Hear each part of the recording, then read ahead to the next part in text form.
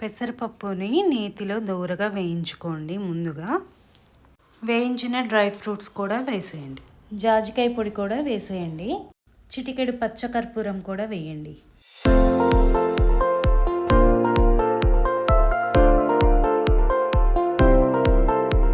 Please like, share and subscribe to Nayaki's kitchen for more video. ఈరోజు Nayaki's kitchen recipe వచ్చేసి అటుకుల పాయసం. సింపుల్గా ఎలా చేయాలనేది చూపించేస్తారండి. డ్రై ఫ్రూట్స్, ఎండు కొబ్బరి, పెసరపప్పు, అటుకులు. ఈ అటుకుల పాయసం తయారీకి ముందుగా అవి సిద్ధం చేసుకున్న తర్వాత చక్కగా ఆవు పాలు కాచుకుంటున్నానండి.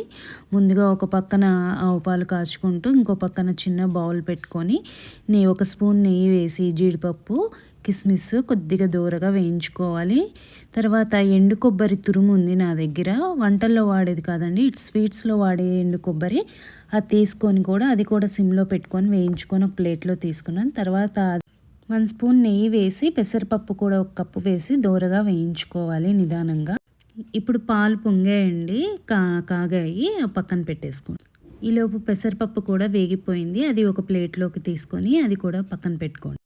ఇప్పుడు నేతిలో అటుకులు కూడా కొద్దిగా సిమ్లో పెట్టుకొని వేయించుకోండి దోరగా. వేగిన అటుకుల్ని కూడా ఒక ప్లేట్లోకి తీసుకోండి. ఇప్పుడు ఒక బౌల్లో 2 కప్స్ ఆఫ్ వాటర్ తీసుకుంటున్నాను నేను పెసరపప్పు ఉడికించుకోవడానికి. వేయించిన పెసరపప్పు విడిగా ఉడికించుకోండి, లేదంటే కుక్కర్లోనే ఉడికించుకోండి. ఇప్పుడు అది ఉడికేలోపు మనము బెల్లము పాకం పట్టుకుందాము. మనకేమి తీగ పాకము అలా ఏమో రాక్కర్లేదండి. నేను ఒక బౌల్ ఏమో బెల్లము, 1 స్పూన్ ఏమో పంచదార వేసి మగ్గించుకున్నాను అంతే. ఈలోపు కొద్దిగా పెసరపప్పు ఉడికిందా లేదా అని ఒకసారి చెక్ చేసుకుంటున్నాను. బెల్లము ఇలా బాయిలింగ్కి వచ్చింది చాలండి. కొద్దిగా పెసరపప్పు ఉడికిన తర్వాత నేను వేయించిన అటుకులు కూడా వేసి ఉడికించేసుకుంటున్నాను. ఒక 1 స్పూన్ ఆఫ్ ఇలాచీ కూడా వేసేసాను ఉడికేటప్పుడే. ఒక్కసారి మనము అలా మిక్స్ చేసుకొని మూత పెట్టేసుకొని ఒక 3 to 4 మినిట్స్ కొద్దిగా బాయిల్ చేసుకుందాము. విడిగా కాబట్టి కొద్దిగా టైం టేకింగ్ ఉంటుంది.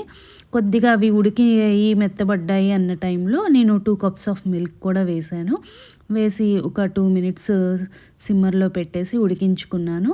తర్వాత వేయించి పెట్టుకున్న డ్రై ఫ్రూట్స్, డ్రై కోకోనట్ కూడా వేసి ఒకసారి కలుపుకున్నాను. పాయసానికి అసలైన రుచి జాజికాయ పౌడర్ ఒక 1/2 స్పూన్ వేసాను. తర్వాత బెల్లము వడగట్టుకొని పోసుకుంటున్నాను.